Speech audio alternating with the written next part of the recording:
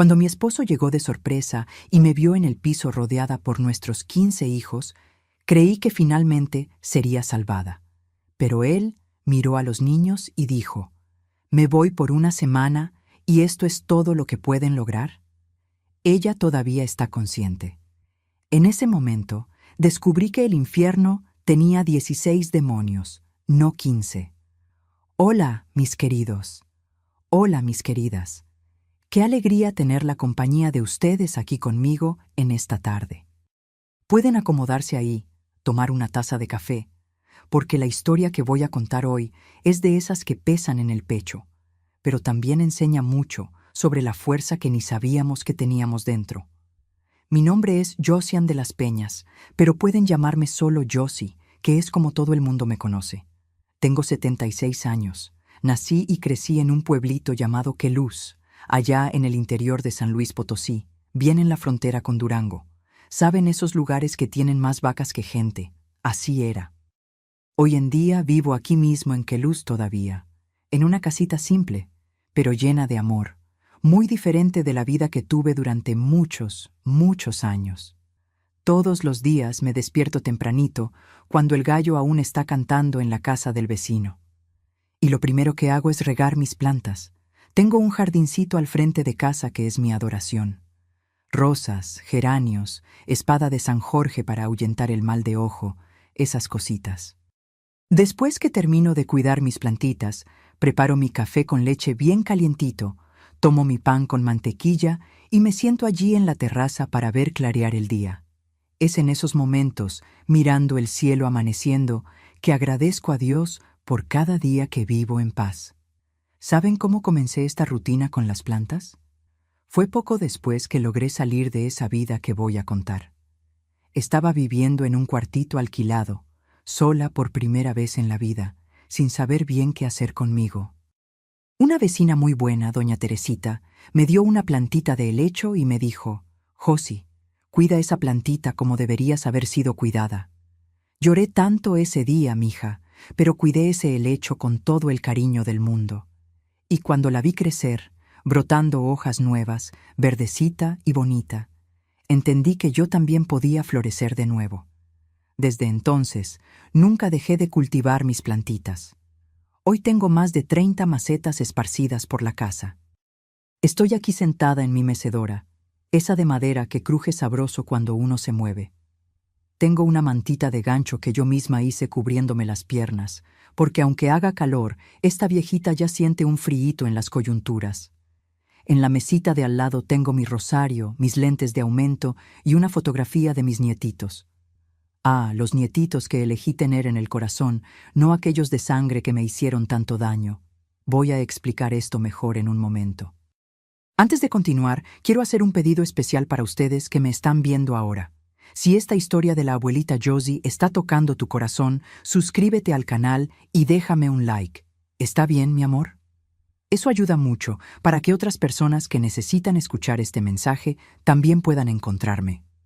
Activa la campana de notificaciones para no perder los próximos videos de esta abuelita cuidadora aquí. Ah, y cuéntenme aquí en los comentarios de qué parte de México están viéndome y a qué hora del día encontraron este video de la abuela. ¿Tempranito con el café? ¿En la tarde o ya de nochita después de la cena? Yo leo todos los comentarios, ¿lo creen? Y me pone muy feliz saber de dónde son ustedes y cuándo sacan un tiempito para escuchar las historias de esta abejita aquí. Cuéntenme, ¿sí? Vamos a crear una cadena de cariño de norte a sur de este México. Ahora, respirando profundo aquí, necesito hablar sobre el asunto que me trae aquí hoy.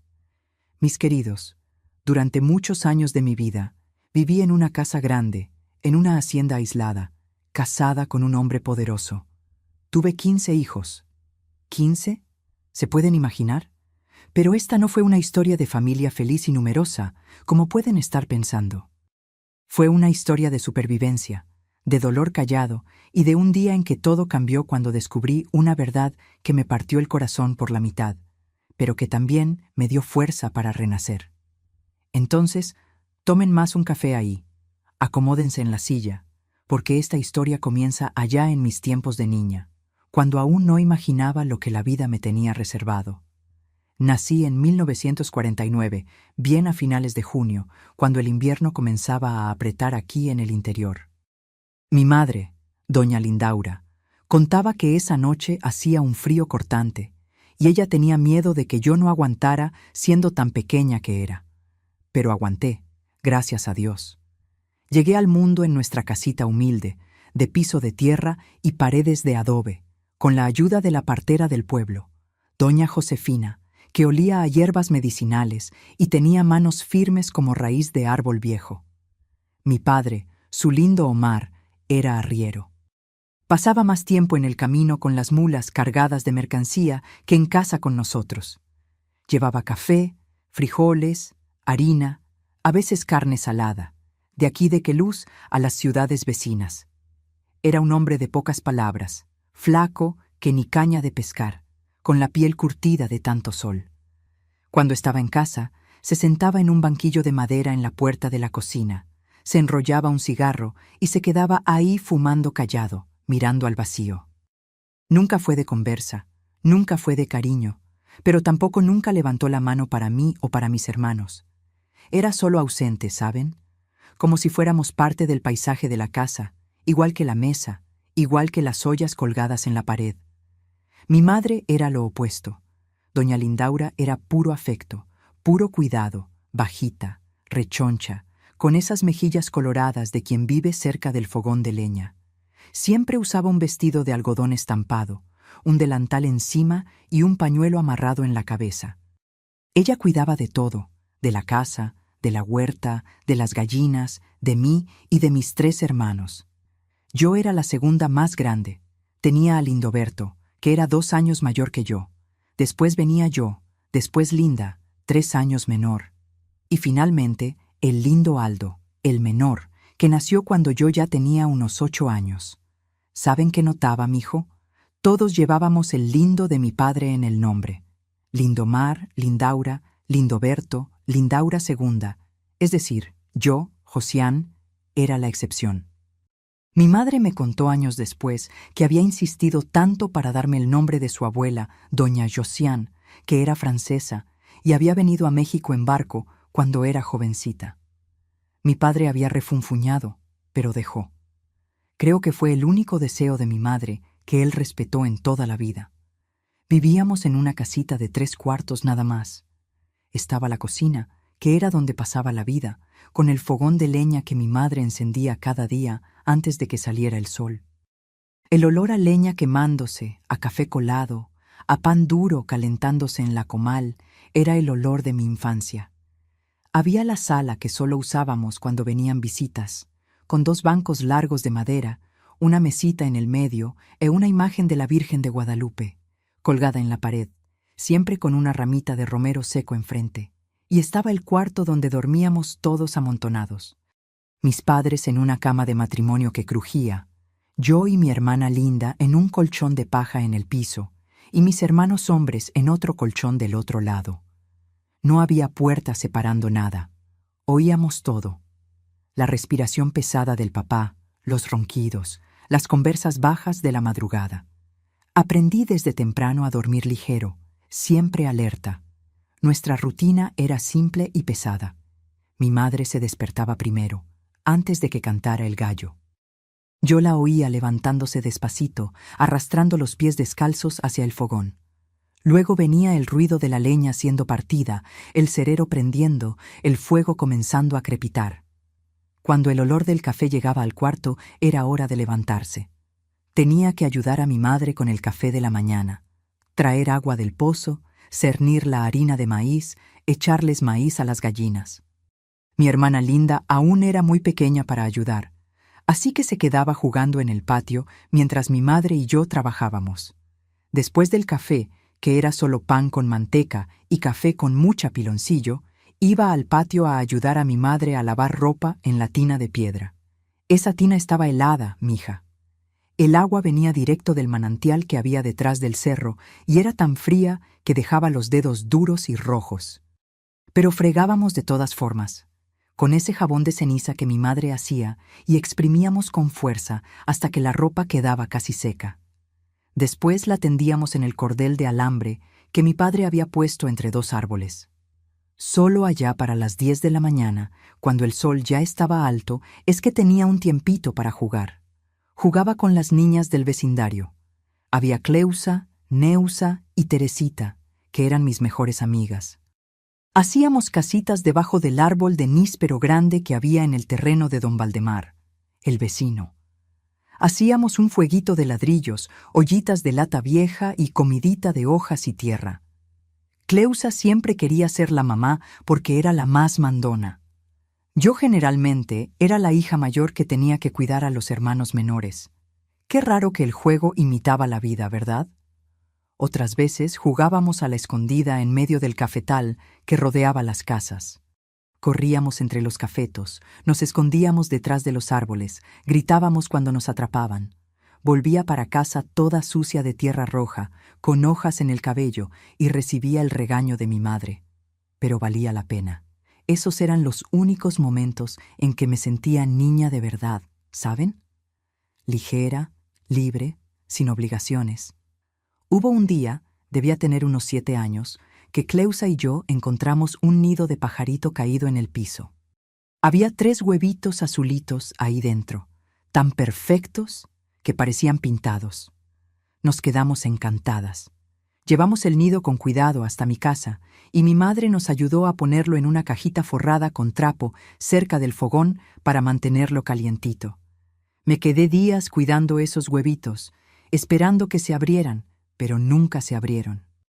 Un día mi madre explicó, con esa voz suave que tenía, que los pajaritos adentro ya habían muerto, que sin el calor de la mamá, el pajarito no tenía cómo sobrevivir. Lloré tanto ese día. Lloré por los pajaritos, pero creo que también lloré por una tristeza que ni sabía explicar bien en esa época. Cuando cumplí 9 años, comencé a fijarme en cosas que antes pasaban desapercibidas. Me di cuenta de que mi madre siempre andaba cansada, siempre con esa expresión de quien carga un peso invisible.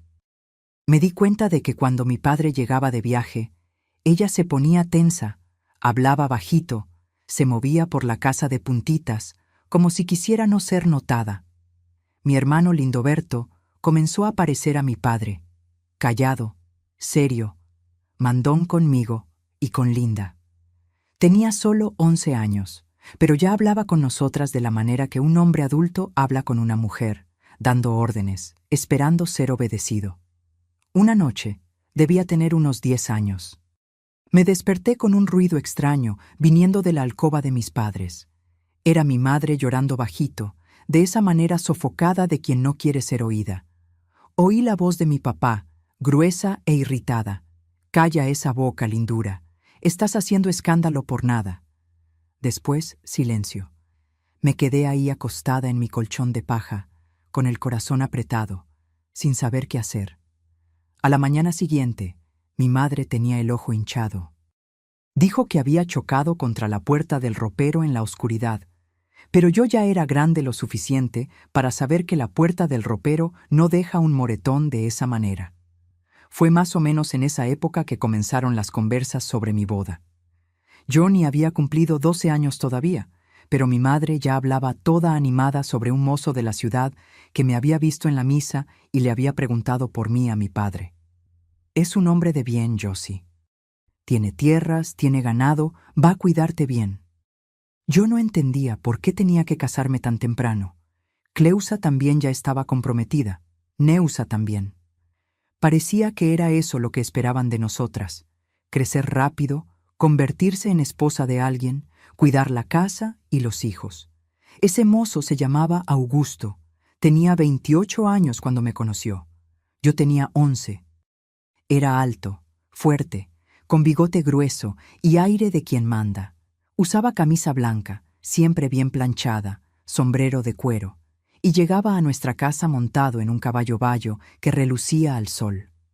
Traía regalos para mi madre: un corte de tela, 1 kilo de azúcar refinada, cosas que nosotros no teníamos costumbre de tener. Mi papá se ponía todo importante cuando él aparecía, le ofrecía café, sacaba conversación sobre negocios de ganado y tierra. Augusto me miraba de una manera que me ponía incómoda.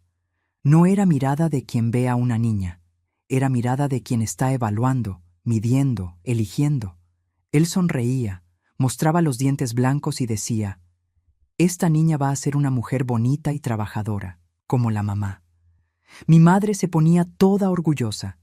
Yo quedaba con vergüenza, quería desaparecer. Con 12 años cumplidos, mis padres anunciaron que me iba a casar con Augusto apenas cumpliera los 13. Dijeron que era una bendición, que tendría una vida buena, que nunca pasaría necesidad. Mi madre lloró el día que me lo contó, pero eran lágrimas de alegría. Ella dijo: «Tendrás todo lo que yo nunca tuve, mi hija. Una casa grande, ropa bonita, comida abundante». Yo quería preguntar: «¿Y el amor, mamá? ¿Y las ganas de estudiar, de conocer el mundo?». Pero no pregunté. Las niñas no preguntaban esas cosas en esa época. Me casé con Augusto 3 días después de cumplir 13 años, un jueves de mañana en la iglesia de Queluz. Era julio de 1962 y hacía un frío cortante. Recuerdo que temblaba en la puerta de la iglesia, pero no era solo del frío, mis queridos. Era de miedo. Miedo de salir de la casa de mi madre. Miedo de ese hombre que apenas conocía. Miedo de lo que vendría. Usé un vestido blanco que mi madre había cosido durante semanas, trabajando a la luz de la lámpara después de que todos dormían. Era simple, de algodón, con bordados en la basta y el cuello. Mi madre había llorado cuando me vistió esa mañana, arreglándome el cabello en un moño que jalaba mi cuero cabelludo. «Estás tan bonita, mi hija, tan mujer». Pero cuando miré en el espejito roto que ella sostenía, solo vi a una niña asustada, con los ojos muy grandes para la cara flaca. La ceremonia fue rápida. El padre Osorio habló unas palabras en latín que no entendí. Augusto me puso una sortija fina en el dedo. Era muy grande, se movía. Y listo. Yo era mujer casada, tenía 13 años y 2 semanas de vida. La hacienda de Augusto quedaba a unos 12 kilómetros de la casa de mis padres, en una región aún más aislada. Llegamos allá en carreta a media tarde. Recuerdo el portón de madera grande, el camino de tierra que subía entre los pastizales y la casa. Dios mío del cielo, esa casa era enorme comparada con la casita donde crecí. Tenía 2 pisos, 8 cuartos, terraza al frente y atrás. Estaba pintada de blanco, con ventanas azules, y tenía un patio inmenso rodeado de árboles de níspero, de guayaba, de limón. «Todo es tuyo ahora», dijo Augusto con ese aire de quien está dando una limosna valiosa. «Eres la dueña de esta casa. Vas a cuidarla bien, ¿verdad?». Asentí con la cabeza, aún atontada de todo aquello. ¿Dueña? Yo no me sentía dueña de nada. Me sentía como una muñeca que habían movido de repisa. En los primeros meses, Augusto era diferente a lo que yo esperaba. No era cariñoso, nunca lo fue, pero tampoco era violento, solo distante, ocupado. Se despertaba antes de que saliera el sol, salía a cuidar el ganado, las cercas, los negocios con otros hacendados. Volvía ya de noche. Comía en silencio la cena que yo preparaba con la ayuda de doña Ifigenia, la cocinera vieja, que ya trabajaba en la hacienda antes de mí, y después se sentaba en la terraza a fumar y tomar alcohol hasta la hora de dormir. La parte de la noche, mi hijo. La parte de la noche era lo que más me dolía. Él entraba al cuarto, apagaba la lámpara y hacía lo que un marido hace con su mujer. Pero no había conversación, no había cuidado. Era mecánico, rápido, doloroso. Yo me quedaba ahí acostada, mirando el techo oscuro, esperando que terminara. Cuando terminaba, él se volteaba de lado y dormía. Yo me quedaba despierta, con las manos apretando la sábana, sintiendo todo mi cuerpo doler y llorando bajito hasta que me dormía. Con 14 años, quedé embarazada del primer hijo. Augusto quedó feliz de una manera que nunca había visto. Llamó a los amigos para celebrar, mató un cerdo, hizo asado. «Va a ser varón», anunciaba a todo el mundo, golpeándose el pecho. «Va a ser mi heredero». Yo rezaba en silencio para que fuera niña. Pensaba que si era niña, tal vez él estaría menos interesado, me dejaría en paz por un tiempo. Pero nació varón. En mayo de 1964, después de un parto que duró casi 20 horas, nació Augustito, asimismo, pequeño de Augusto. Ni me preguntaron qué nombre yo quería darle.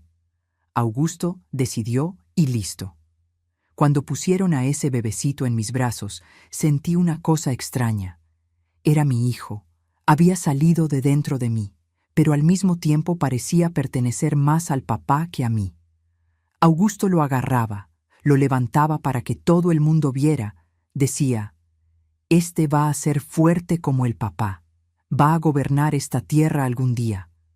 Mal terminé el reposo y ya estaba embarazada de nuevo, y de nuevo, y de nuevo. Entre 1964 y 1978 tuve 15 hijos, 15, 13 varones y 2 niñas, los nombres todos elegidos por Augusto: Augustito, Edilson, Walter, Edmar, Reinaldo, Claudio Miro, Ademir, Josimar, Edson, Valdecir, las niñas Edilene y Valdirene, y después 3 varones más, Claudinei, Edmilson y Reginaldo. Con cada hijo que nacía, mi cuerpo se quedaba más cansado, más gastado. Tenía estrías profundas en la barriga, los senos caídos de tanto amamantar, la espalda doliéndome sin parar. A los 29 años parecía tener 50. Doña Ifigenia, pobre, trataba de ayudarme.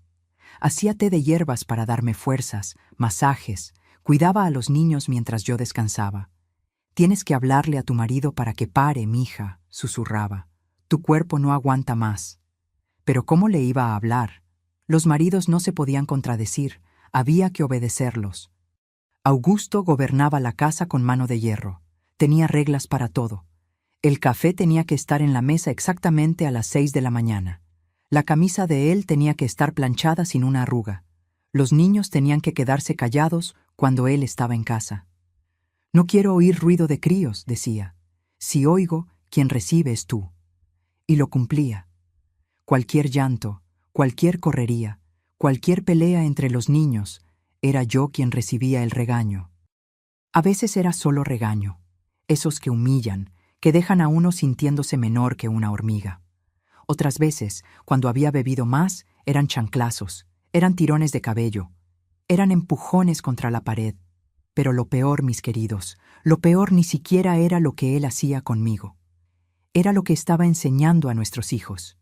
Yo veía claramente la semilla que estaba plantando en esos varones. Desde pequeños él repetía: «El hombre manda, la mujer obedece. El hombre es fuerte, la mujer es débil.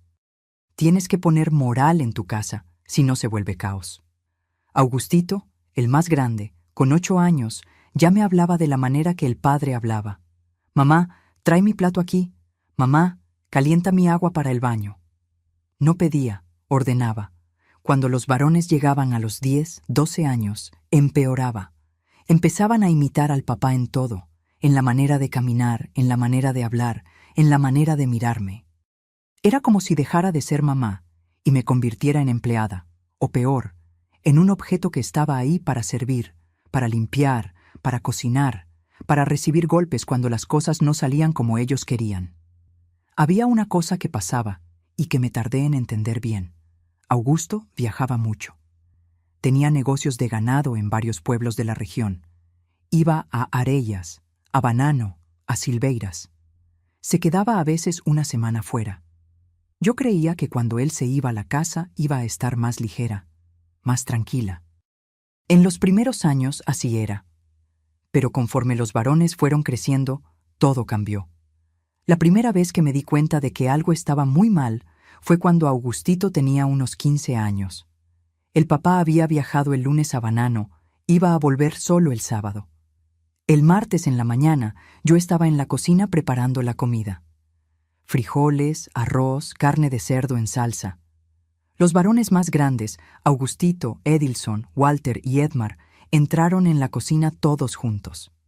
Tenían una expresión en la cara que me dio un frío en la espina dorsal. «Mamá, el papá dijo que cuando él no está, nosotros somos los que mandamos aquí». Augustito dijo, cruzándose de brazos. Ya era más grande que yo, fuerte, con cara de hombre hecho. «Claro, mi hijo», respondí removiendo la olla. «Ustedes son los hombres de la casa cuando el papá no está. Pueden quedarse tranquilos, que yo cuido de todo bien, ¿verdad? Edilson continuó. Tenía 13 años. Nosotros no queremos solo que cuides. Queremos que obedezcas, como obedeces al papá. Mi corazón comenzó a latir más rápido. Pero si obedezco, mi hijo, ¿no obedezco? Fue ahí que Augustito se acercó, tan cerca que sentí el olor del sudor de él. Respondiste al papá la semana pasada. Lo oímos. Dijiste que estabas cansada. Al papá no le gustó. Hizo una pausa y sus ojos se pusieron duros. Nosotros no vamos a tolerar falta de respeto tampoco. Antes de que pudiera responder, Walter me sacó la cuchara de palo de la mano. Anda a la sala.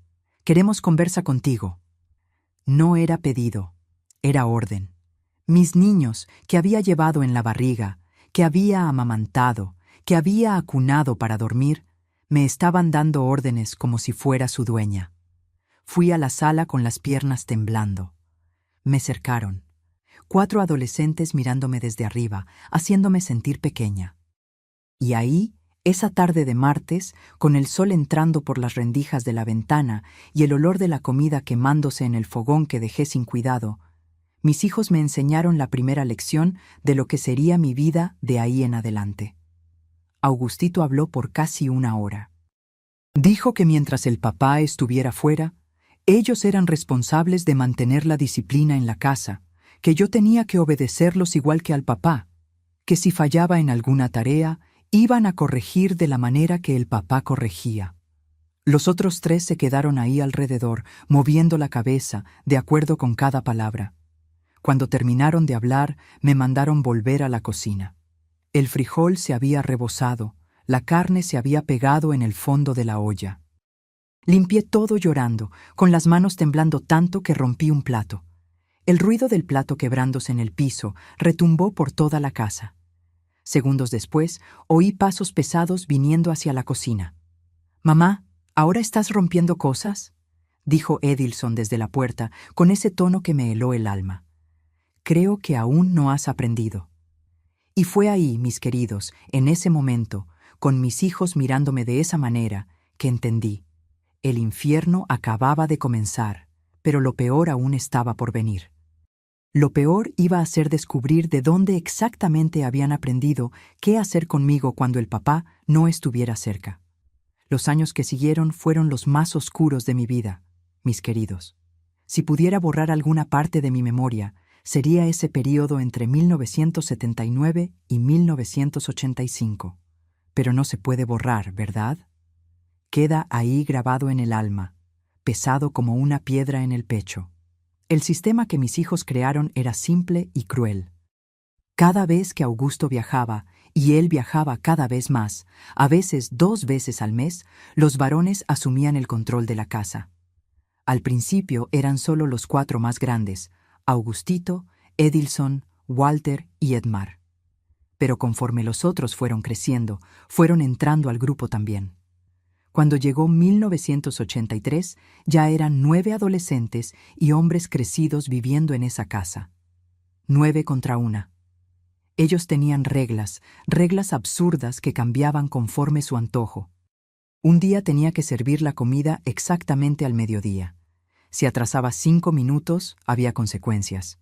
Otro día, decidían que la ropa tenía que estar planchada y doblada de una forma específica, con el doblez volteado hacia adentro, no hacia afuera. Si me equivocaba, había consecuencias.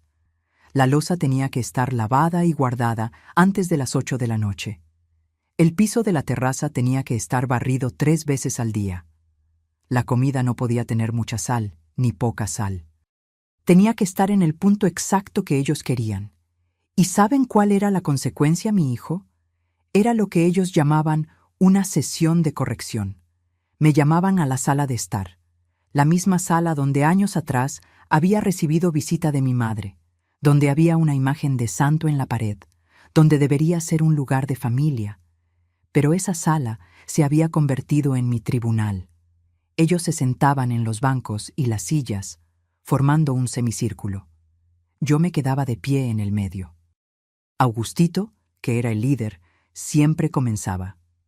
«Mamá, ¿la señora falló hoy? ¿Sabe dónde falló? A veces sabía, a veces no, pero no importaba mi respuesta. Ellos ya habían decidido cuál sería mi castigo. Empezaba con palabras, humillaciones. La señora es incompetente. La señora no sirve ni para cuidar la casa. El papá debería haberse casado con otra mujer, una que sirviera. Cada palabra era como una bofetada. Yo me quedaba ahí con la cabeza gacha, mordiéndome el labio para no llorar, porque si lloraba decían que estaba dramatizando y empeoraba. Después de las palabras venían los castigos físicos, chanclazos. Ellos se sacaban el chanclo del pie y pegaban en mi espalda, mis piernas, mis brazos. No pegaban en la cara porque marcaba, y cuando el papá volvía iba a ver. Ellos tenían ese cuidado, ¿saben? Ese cálculo frío de cómo lastimar sin dejar evidencia visible. Cinturazos también. Edilson era el que más le gustaba usar el cinturón. Se lo enrollaba en la mano y lo tronaba en el aire antes de acertarme en la espalda. El sonido ya me hacía temblar antes de que llegara el dolor. Hubo una vez, era invierno de 1981, que quemé los frijoles.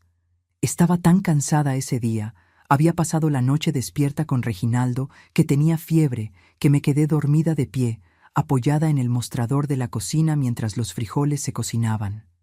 Cuando me desperté con olor a quemado, era demasiado tarde. La olla se había pegado, los frijoles se habían vuelto carbón. Los varones me llamaron a la sala. Eran 7 ese día. Los más grandes ya tenían 20, 19, 17 años. Hombres hechos, fuertes. Cuando entré a la sala y los vi a todos ahí, sentí que las piernas se me debilitaban. ¿Quemaste la comida?, dijo Augustito con esa voz fría que había aprendido del papá. ¿Nos quedaremos sin almuerzo por tu culpa? ¿Te parece justo? No, mi hijo. Disculpa, hago otro rápido, te lo ruego. No vas a hacer nada, respondió Walter. La señora va a aprender a no desperdiciar comida. Agarró la olla quemada de la cocina, aún humeando, y la puso enfrente de mí. Come. Miré para él sin entender. ¿Cómo así, mijo? Come los frijoles quemados. Ya que la señora los hizo, la señora los come. Mis queridos, intenté explicar que no se podía, que estaban quemados de más, que iba a hacer daño, pero insistieron. Y cuando rehusé, sacaron el chanclo. Pegaron tanto ese día que me quedé 3 días sin poder acostarme boca arriba. Doña Ifigenia, pobre, lloraba mientras me pasaba pomada en las heridas. Esto no está bien, doña Josie. Esto no es manera de un hijo tratar a la mamá. ¿Pero qué podíamos hacer? Ella era empleada, yo era rehén. Ninguna de las dos tenía para dónde correr. Lo peor de todo, y esto me duele hasta hoy contarlo, era ver a mis 2 hijas creciendo en medio de aquello. Edilene y Valdirene, mis niñas. Rezaba cada día para que quedaran ciegas a esa violencia, para que no se acostumbraran. Pero ¿cómo no iban a acostumbrarse, verdad? Veían a los hermanos tratándome de esa manera, veían al papá tratándome de esa manera, y fueron aprendiendo que era así como funcionaba. Que el hombre manda, la mujer baja la cabeza. Edilene, cuando cumplió 15 años, fue prometida a un hacendado de Silveiras, un hombre de 40 años, viudo, con 3 hijos. Intenté hablar con ella, intenté advertirle. Mi hija, no aceptes este casamiento, huye, vete, ve a vivir con tu tía a Guanajuato. Pero ella me miró con desprecio. Mamá, ¿la señora es débil? Yo no voy a ser débil como la señora. Me voy a casar con un buen hombre y voy a ser respetada. Se casó en 1982 y nunca más supe de ella. Dicen que desapareció años después. Hasta hoy no sé si está viva o muerta. Valdirene se fue de la casa a los 16. Huyó con un camionero que pasaba por la región. Dejó una nota debajo de mi almohada. Mamá, disculpa, pero no aguanto más esta casa. Prefiero arriesgarme allá que quedarme aquí. Cuando los varones descubrieron que ella había huido, ¿adivina quién recibió? Yo. Como si tuviera culpa de que mi hija huyera del infierno que ellos mismos habían creado. El aislamiento era completo. No podía salir de la hacienda. No había teléfono, no había carro, no había manera de pedir ayuda. Mi madre había muerto en 1980 de un derrame. Cuando fui al entierro, volví sabiendo que había perdido a la única persona en el mundo que realmente se importaba conmigo. Mi papá ya había muerto años antes. Mis hermanos tenían sus propias vidas, sus propios problemas. Nadie sabía lo que pasaba dentro de esa casa grande y bonita, rodeada de árboles frutales y pasto verde. Por fuera era paraíso, por dentro era infierno. Hubo un día que marcó mucho, mis queridos. Era el cumpleaños de Augustito en mayo de 1984. Estaba cumpliendo 20 años. Augusto había vuelto de viaje justamente para la celebración. Matamos un buey, hicimos asado, invitamos a media ciudad. La casa estaba llena de gente, de música, de risa. Yo servía a todo el mundo. Llevaba cerveza, llevaba carne, limpiaba mesa. Nadie notaba que iba cojeando.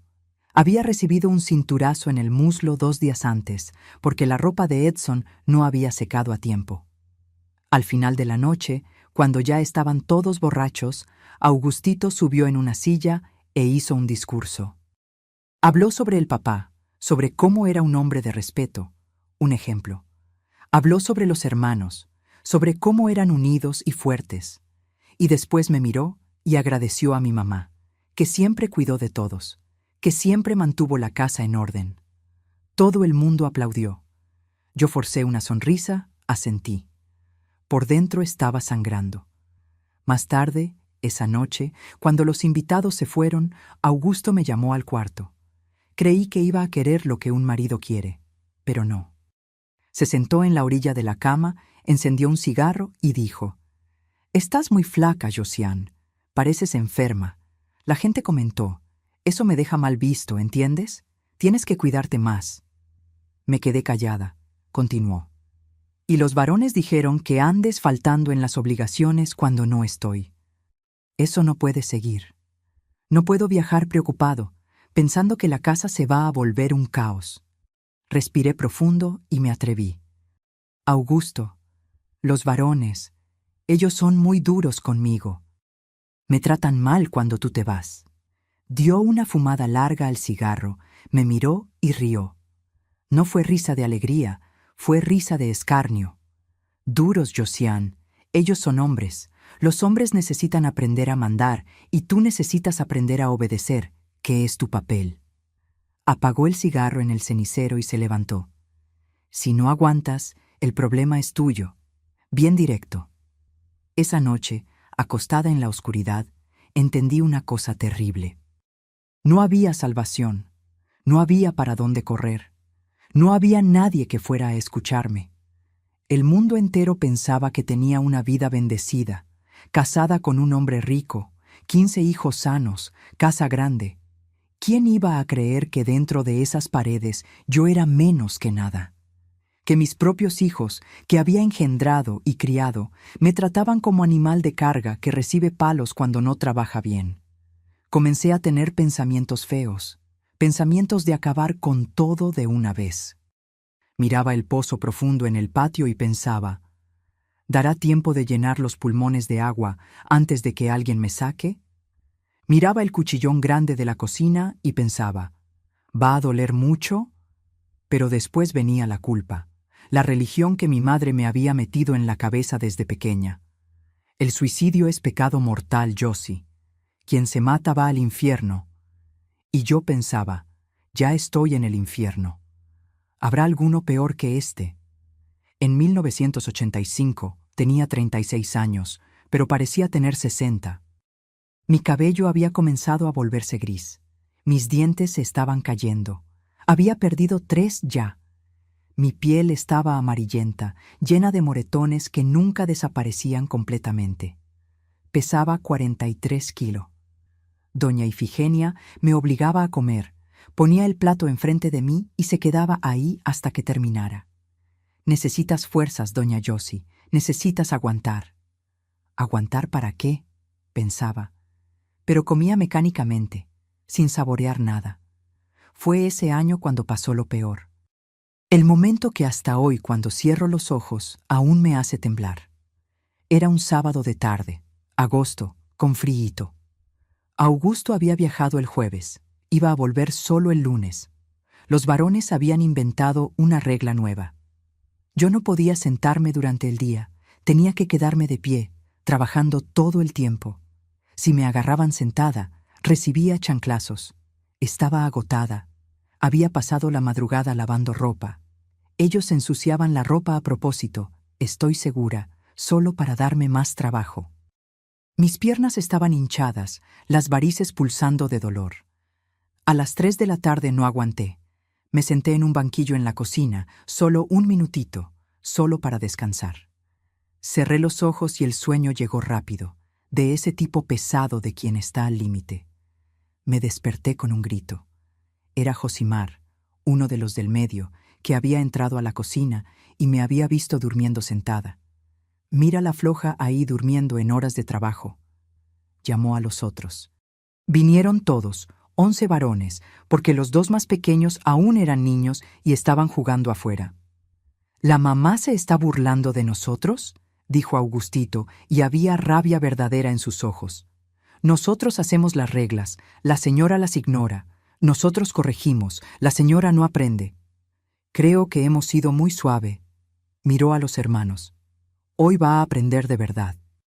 Mis queridos, lo que pasó esa tarde no lo voy a describir en detalle, porque aún me duele recordar, pero voy a decir que grité tanto que mi voz quedó ronca, que doña Ifigenia se trancó ella misma en el cuartito del fondo y rezó el rosario entero en voz alta para no oír mis gritos.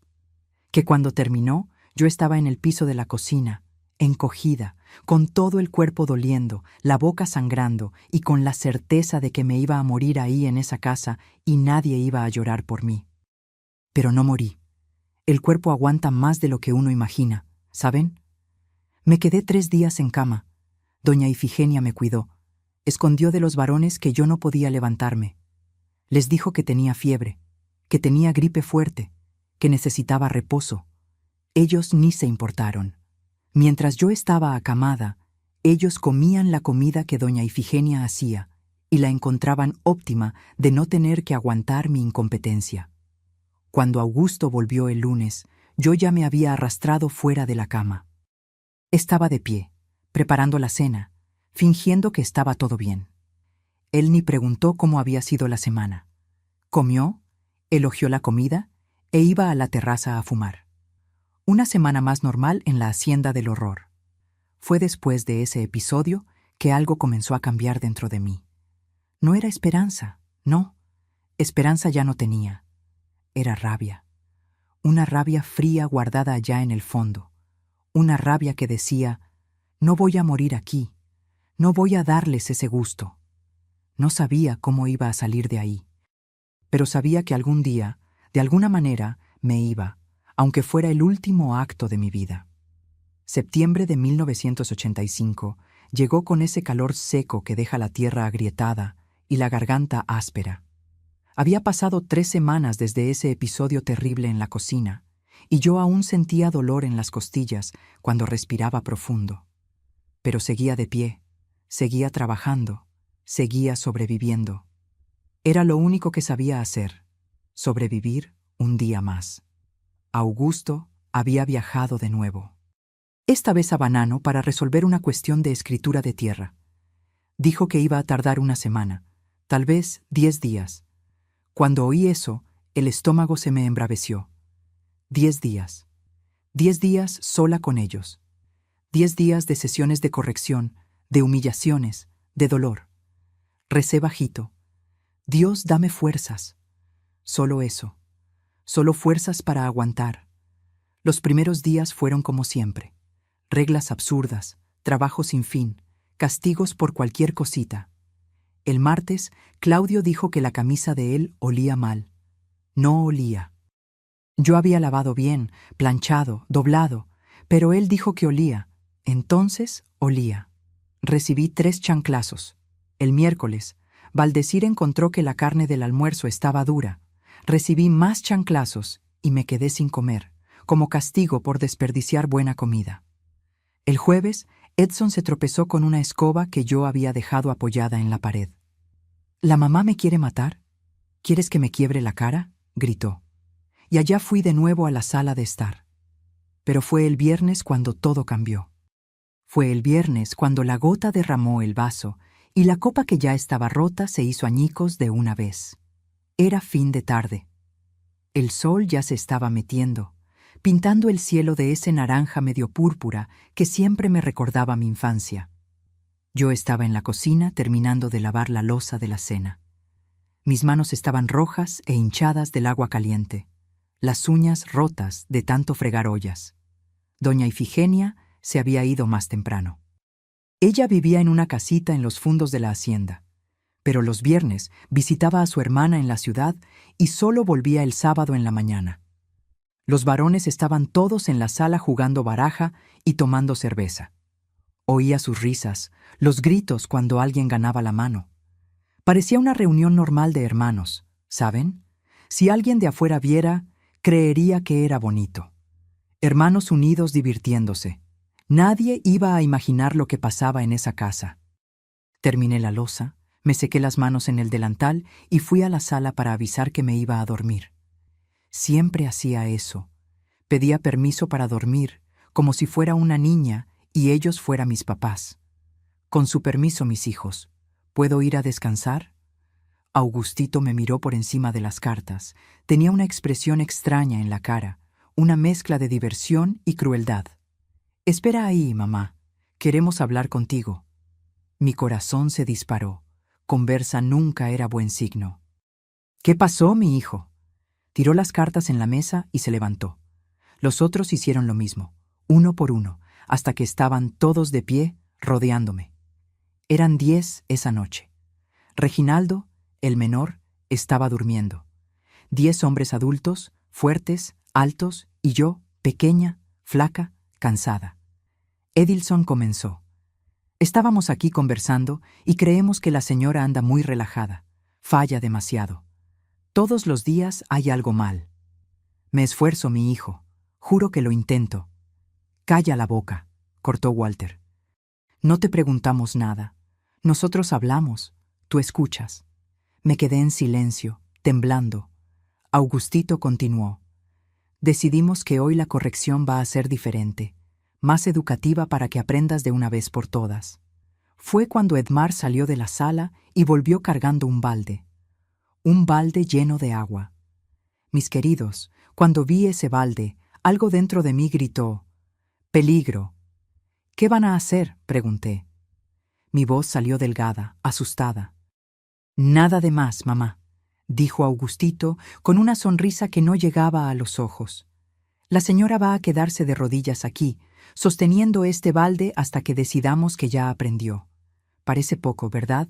Un balde de agua. Pero, mis queridos, ese balde pesaba, y quedarse de rodillas en el piso de tabla dura, con las rodillas que ya dolían de tanto trabajar, con los brazos extendidos sosteniendo el peso, era tortura. Me arrodillé. Agarré el balde, estiré los brazos para el frente, como me dijeron. Al principio aguantaba, pero después de 5 minutos los brazos comenzaron a temblar. Después de 10, el dolor era como fuego subiendo desde las muñecas hasta los hombros. Después de 15, estaba llorando, implorando. «Por favor, mis hijos, no aguanto más». «Aguanta sí», dijo Edilson, tomando de la cerveza suya tranquilamente. «Mujer aguanta mucho, la señora misma lo dice». Cuando el balde cayó, porque cayó, mis brazos no aguantaban más. El agua se esparció por todo el piso. Los varones explotaron.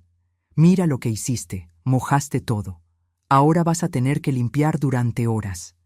Me dieron un trapo y me mandaron enjugar el piso, de rodillas aún, arrastrando el trapo mojado, fregando cada tabla. Mis lágrimas caían en el piso junto con el agua del balde. Estaba en mi límite absoluto. Y fue ahí, en ese momento, enjugando ese piso, oyendo las risas de mis hijos, que tuve un pensamiento que nunca había tenido antes, un pensamiento claro, cristalino, que cortó toda la confusión de mi mente. Prefiero morir intentando salir de aquí que morir aquí dentro. Terminé de limpiar. Me mandaron a la cocina a hacer café fresco. Fui con las piernas bambas, con todo el cuerpo doliendo. Puse el agua a hervir, puse el polvo en el colador, y mientras el café goteaba, me agarré de la orilla del fogón y pensé, ¿cómo? ¿Cómo salgo de aquí? No tenía dinero, no tenía para dónde ir, no conocía a nadie que pudiera ayudarme. Mi familia entera había muerto o desaparecido. Los vecinos eran amigos de Augusto. La ciudad entera lo respetaba y creía que yo tenía suerte de ser su esposa. Si huía, me iban a buscar, me iban a traer de vuelta. Y entonces, Dios mío, ¿qué me harían? Llevé el café a la sala, serví a cada uno. Cuando llegué cerca de Augustito, mi mano tembló y derramé un poquito en la mesa. Fue sin querer. Juro por Dios que fue sin querer. Pero él no se importó. Se levantó de un salto, agarró la taza aún caliente y tiró el resto del café en mi blusa. Grité de dolor. El café quemó mi barriga, mi pecho. Corrí a la cocina, me saqué la blusa, me eché agua fría. La piel quedó roja, ardiendo. Me desmoroné en el piso. Ahí mismo sollozo tan fuerte que no podía parar. Todo el dolor de esos años salió de una vez. Gritaba, pegaba el piso con los puños, escupía las palabras que nunca había tenido valor de decir. Dios, ¿por qué? ¿Por qué el Señor me abandonó? ¿Por qué dejó que sufriera tanto? No aguanto más, no aguanto. Doña Ifigenia no estaba ahí para consolarme. Los varones no vinieron a ver si estaba bien. Me quedé sola en el piso frío de la cocina, con la piel quemada, el cuerpo adolorido, el alma destrozada. Y fue ahí, en mi momento más oscuro, que pasó algo extraño. Recordé a mi madre. No un recuerdo común, no. Fue como si estuviera ahí conmigo. Recordé el día que me enseñó a plantar frijoles en la huerta cuando era pequeñita. Ella había dicho, «Mira, Josie, la semilla necesita quedarse en la oscuridad de la tierra, necesita quedar aplastada, necesita casi morirse». Pero de ahí es que nace la vida nueva. Es del fondo del suelo que la plantita sale. ¿Será que era eso? ¿Será que necesitaba llegar al fondo del pozo para poder subir? ¿Será que Dios no me había abandonado? ¿Pero estaba esperando que encontrara una fuerza que ni sabía que tenía? Me levanté de ese piso, me lavé la cara en agua fría, me puse pomada en la quemadura, me puse otra blusa y tomé una decisión. Me iba. No sabía cuándo, no sabía cómo, pero me iba. Iba a esperar el momento indicado, iba a juntar fuerzas y me iba, aunque me muriera en el intento. En los días siguientes comencé a prestar atención a cosas que nunca había prestado. Dónde Augusto guardaba el dinero. Cuándo los varones dormían más profundo.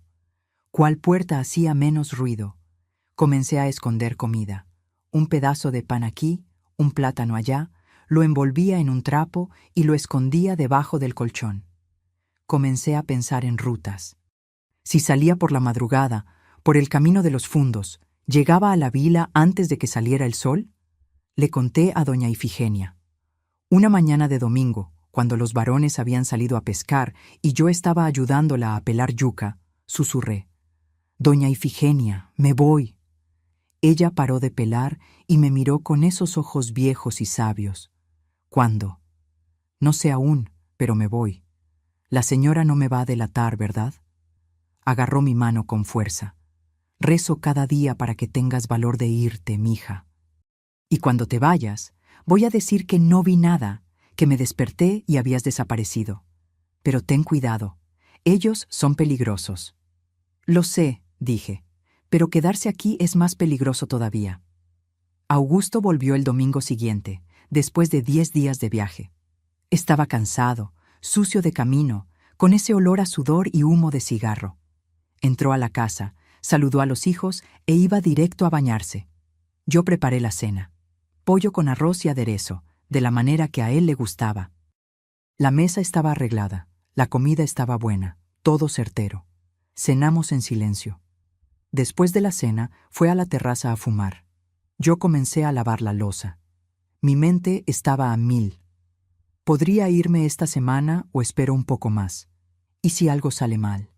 ¿Y si me atrapan? Estaba tan perdida en mis pensamientos que no oí cuando entró a la cocina. Solo me di cuenta cuando habló bien detrás de mí. Josiane, los varones dijeron que necesitas corrección. Me heló. Giré lentamente. Estaba ahí apoyado en el marco de la puerta, con los brazos cruzados y esa expresión que conocía tan bien. Yo me he esforzado, Augusto. Juro que he intentado. Respondió. Dicen que andes respondona, perezosa, incompetente. Dio un paso hacia mi dirección. Creo que he sido muy suave contigo. Y fue en ese momento, mis queridos, que hice algo que nunca había hecho. Algo que selló mi destino de una vez por todas. Lo miré a los ojos y dije, no aguanto más, Augusto. No aguanto más. No aguanto más ustedes. Me están matando poco a poco. El silencio que siguió fue pesado como plomo. Augusto me encaró, procesando lo que acababa de decir, y después, para mi sorpresa, rió. Pero no era risa de alegría, era risa de quien acababa de descubrir algo muy interesante. ¿De verdad?, dijo, destilando veneno. Entonces, mañana cuando me vaya de nuevo, me voy a Arellas a resolver un negocio. Tú vas a tener la oportunidad de mostrarles a los varones cómo sí aguantas bien. Se acercó más hasta sentir su aliento en mi cara. Y cuando vuelva, nosotros conversamos sobre esa lengua suelta tuya. Salió de la cocina. Me quedé ahí parada, temblando. ¿Qué había hecho? ¿Por qué abrí la boca? Ahora iban a ser peor aún. Pero algo dentro de mí había cambiado. Había dicho la verdad. Por primera vez en más de 20 años de casamiento, había hablado lo que sentía. Y no importaba el precio que fuera a pagar. Ya estaba decidida de todas formas. Me iba a esperar que viajara. Iba a esperar una oportunidad y me iba. No sabía que la oportunidad llegaba más rápido de lo que imaginaba. No sabía que el propio Augusto iba a darme sin querer la llave de mi liberación, y no sabía que antes de irme iba a descubrir una verdad tan terrible que cambiaría todo lo que creía saber sobre esa casa y esa familia. El lunes en la mañana, Augusto salió para Arellas. Dijo que iba a tardar unos 5 días. Tenía que resolver cuestión de documento de tierra, firmar papeles en la notaría. Cuando la camioneta de él desapareció en la curva del camino, levantando esa polvareda roja que tardaba en bajar, respiré profundo. 5 días. Tenía 5 días para aguantar una ronda más de tortura con mis hijos y después me iba. Pasé el lunes y el martes enteros preparando todo. Escondí más comida. Tenía ya unos 3 panes duros, 2 plátanos, un pedazo de queso envuelto en trapo. Agarré una bolsa de tela vieja y la escondí debajo del colchón junto con una muda de ropa. Por la noche, cuando todos dormían, me quedaba despierta planeando. Iba a salir en la madrugada del sábado. Los varones siempre bebían mucho el viernes en la noche. Dormían hasta tarde el sábado. Iba a tener tiempo de llegar lejos antes de que se dieran cuenta de que me había ido. Doña Ifigenia me ayudaba de la manera que podía. El miércoles en la mañana me dio un dinerito que había guardado. No eran mucho, eran 20 pesos viejos, arrugados. Pero dijo, «Toma, mi hija. Dios sabe que quisiera darte más, pero es lo que tengo». Lloré abrazada a ella. «La señora es la única persona buena en esta casa», dije. Apretó mi cara con sus manos callosas y respondió, «Tú también eres buena, doña Josie, demasiado buena para esta gente. Vete y no mires hacia atrás». Los varones durante esos días fueron peores que nunca. Era como si supieran que el papá iba a tardar más esta vez y quisieran aprovechar. El martes me hicieron quedarse de rodillas en el maíz. Esparcieron granos de maíz duro en el piso de la terraza y me mandaron estar de rodillas ahí por 1 hora. Mis rodillas sangraron, quedaron moradas, hinchadas. El miércoles, Valdecir inventó que la sopa estaba sin sal, tiró el plato al piso y me mandó limpiar. Con la lengua, mis queridos. Pasé la lengua por ese piso inmundo, tragando humillación junto con tierra y sopa derramada, porque yo sabía más 3 días, solo más 3 días, y nunca más iba a tener que hacer esto. Llegó jueves. Me desperté con un peso extraño en el pecho, una sensación mala que no conseguía explicar. Recé más de lo normal, pedí protección a la Virgen de Guadalupe, hice el café, di de comer a los varones, lavé ropa, barrí la casa. Rutina normal, pero ese peso no se iba. Era mediodía cuando pasó. Yo estaba en la cocina preparando la comida. Frijoles con chorizo, arroz blanco, nopales y salsa. Doña Ifigenia estaba a mi lado, cortando los nopales bien finitos, de la manera que los varones querían. Conversábamos bajito sobre cosas bobas, el tiempo que estaba haciendo más calor, el árbol de níspero que estaba lleno de fruta, cosas normales que me hacían olvidar por un minutito del infierno que vivía. Los varones estaban todos en la sala de estar. Oía el ruido de ellos, risas, conversas altas, alguien moviendo el mueble. Estaban haciendo la sesión de disciplina de ellos, como la llamaban. Solo que esta vez no era conmigo, era con Reginaldo, el menor, que había sido atrapado robando dulce de la despensa. Lo estaban enseñando a no robar. Oía el lloro del niño, los gritos de los hermanos más grandes. Mi corazón sangraba, pero ¿qué podía hacer? Si interfería, iban a ser peores con él y conmigo también. De repente, el ruido paró. Silencio completo. Me extrañó. Miré a doña Ifigenia. Ella me miró. «¿Qué será?», susurró. No tuve tiempo de responder. Oímos pasos pesados en la terraza de los fundos, esa que daba directo a la cocina. Pasos de bota. Solo una persona usaba bota de esa manera. Augusto. La puerta se abrió.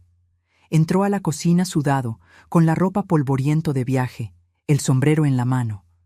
Sus ojos barrieron el ambiente. Yo, doña Ifigenia, las ollas en el fogón. Después miró en dirección a la sala, de donde aún venía el silencio absoluto. Mi corazón se disparó. Una parte de mí, esa parte que aún tenía esperanza, aún creía en milagro, pensó, gracias a Dios, volvió. Va a ver que los varones estaban haciendo, va a ver que son violentos, que me lastiman, que esta casa se volvió un infierno, va a salvarme. Augusto caminó lento hacia la sala de estar. Yo solté la cuchara que estaba usando para mover los frijoles y fui detrás de él con las piernas bambas. Doña Ifigenia intentó detenerme. «No vayas, doña Josie», susurró apresuradamente, pero ya había ido. Cuando llegué a la puerta de la sala, vi la escena. Reginaldo encogido en una esquina con el ojo hinchado y la nariz sangrando.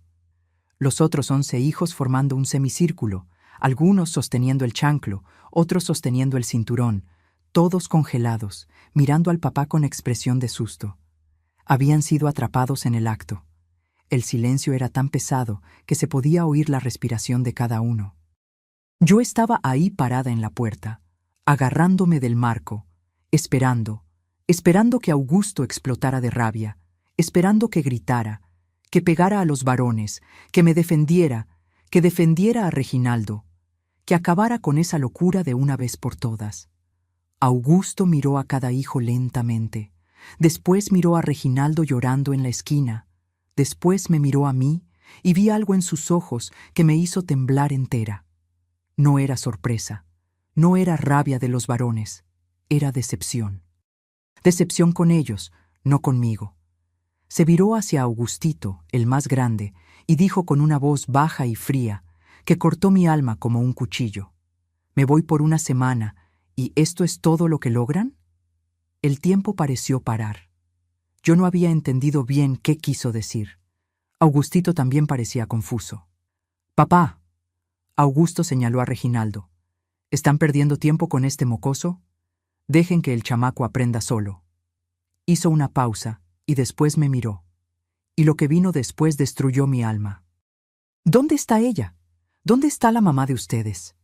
¿Por qué la están dejando ahí en la cocina tranquila cuando los dejé responsables?» Mis queridos, fue en ese momento que el piso se abrió debajo de mis pies. Fue en ese momento que entendí. No fueron mis hijos los que crearon el sistema de abuso. Fue él, Augusto, mi marido, el papá de ellos. Él había enseñado, Él había ordenado, Él había creado todo eso a propósito. Pero papá, intentó explicarse Edilson, nosotros la corregimos ayer. Ella está obedeciendo bien. ¿Está obedeciendo? Augusto elevó la voz por primera vez y todos se encogieron. Caminó hasta donde estaba yo, me agarró del brazo, me arrastró al medio de la sala. Yo tropezaba, intentaba equilibrarme, pero él era demasiado fuerte. Me tiró al piso ahí en el medio de ese semicírculo de hijos. Mírenla, mírenla. Los varones miraron. Yo estaba de rodillas en el piso, con las manos apoyadas en las tablas, respirando rápido, con miedo, con dolor, con horror. Ella aún está consciente, dijo Augusto, y había desprecio puro en su voz. Ella aún está de pie, caminando, cocinando, como si nada hubiera pasado. ¿Creen que eso es disciplina? ¿Creen que yo los enseñé para hacer cuerpo mole? Se viró hacia Augustito. Tú eres el más grande. Tú eres responsable cuando yo no estoy. Y tú estás fallando. ¿Estás dejándola mandar en ustedes? ¿Estás dejándola estar cómoda? Escupió la palabra cómoda como si fuera un insulto. Yo comencé a temblar, a llorar. No de tristeza, de horror puro, porque finalmente, después de todos esos años, había entendido. Mis hijos no eran monstruos. A pesar del papá, eran monstruos por causa del papá. No se estaban rebelando contra él, estaban obedeciendo. Papá, nosotros intentamos, comenzó Walter. ¿Intentaron? Augusto interrumpió. Si hubieran intentado de verdad, ella no estaría aquí de pie ahora. Ella estaría en cama, o mejor aún, en el hospital. Se viró hacia mí, me encaró con odio. ¿Estás disfrutando, verdad, Josiane? ¿Te está gustando ver a mis hijos fracasando? ¿Estás pensando que son débiles, que no van a poder dominarte? Augusto, por favor. Intenté hablar, pero me cortó con un grito. ¡Calla la boca! Miró a los hijos de nuevo. Nunca van a ser hombres de verdad si no aprenden esto. La mujer necesita saber su lugar, y su lugar es en el piso, es sirviendo, es con miedo. Si ella no tiene miedo, ustedes no están haciendo bien. Agarró el cinturón de la cintura de Edmar.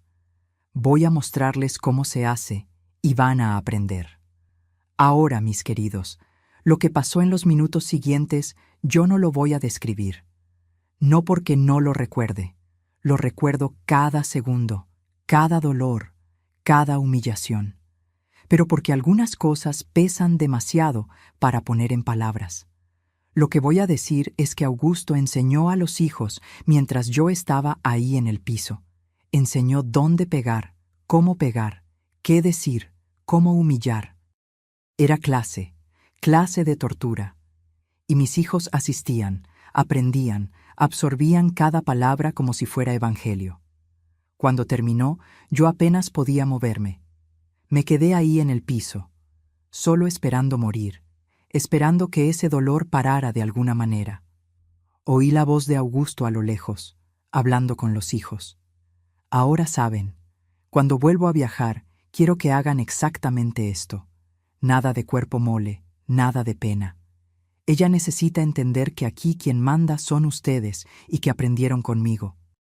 Sí, papá. Oí un coro de voces respondiendo. Pasos alejándose, puertas cerrándose. Silencio.